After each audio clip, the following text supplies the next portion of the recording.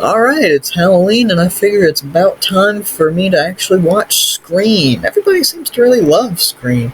It's a classic, it's groundbreaking, all this and that. And you know what? I guess I've bought into the hype. I guess I'm finally gonna check out Scream.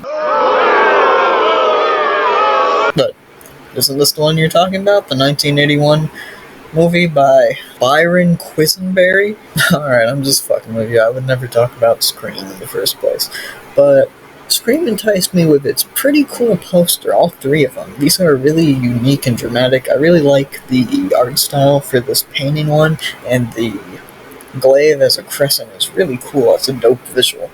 But what is the movie actually like?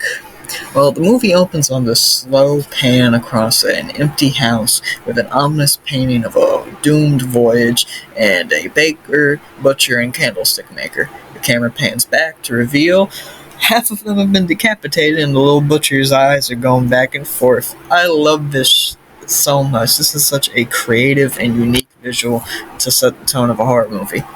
It's a damn shame that not a single other thing in this movie is as cool.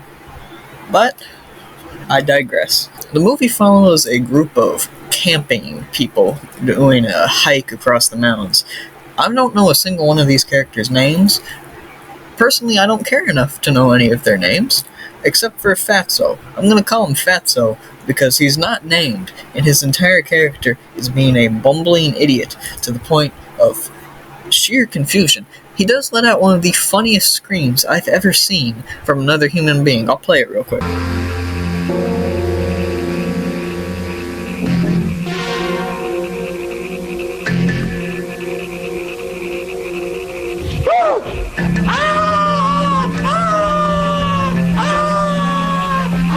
Anyways, the campers settle down in this little ghost town when all of a sudden, somebody dies. And then somebody else dies, and somebody else dies, and somebody else dies.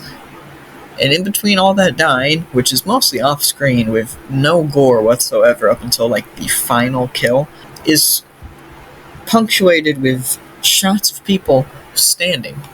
Just standing. They're not talking. They're not interacting. They're just kind of standing in silence. This is one of the most boring movies I think I have ever had the displeasure of watching. Occasionally it's broken up by these kills from the ghosts, and there's a neat performance by this weird ghost cowboy dude that I like. But so much of the movie is just standing. Occasionally you get a neat shot that plays with the lighting, but so much of the movie is too dark to really figure out what's happening. And the kills, I already said, are off screen, but they're also dumber than hell. There's a lady that gets killed by having Pepsi cans thrown at her before she gets hacked to pieces off screen.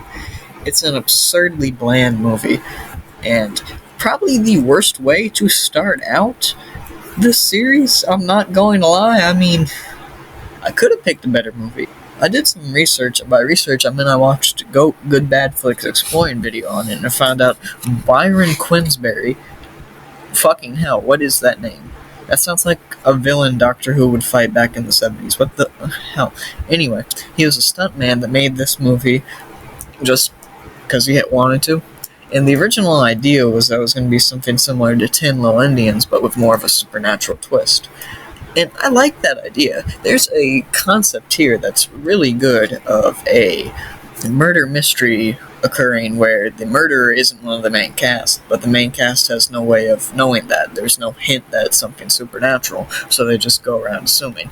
This would be cool if the movie actually attempted to do anything at all with the movie. The best parts of the movie are the little opening segment, this little cowboy guy, who I love, he's great. This random shot where the clouds look like a hooded specter coming over the hills, that was, I don't know how the hell they got that shot. That must have been a stroke of good luck, or somebody on the editing team had to have sold their soul for that. Good lord. And there's this really good shot where they're standing in the building where one of the men got killed, and it's only illuminated by a bit of moonlight casting against the actor, and then he lights up a cigarette. It's not grand, but it's a nice little segment.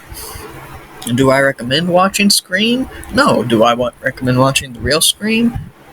Even more no. Do I recommend watching something better this Halloween? Yep, be sure.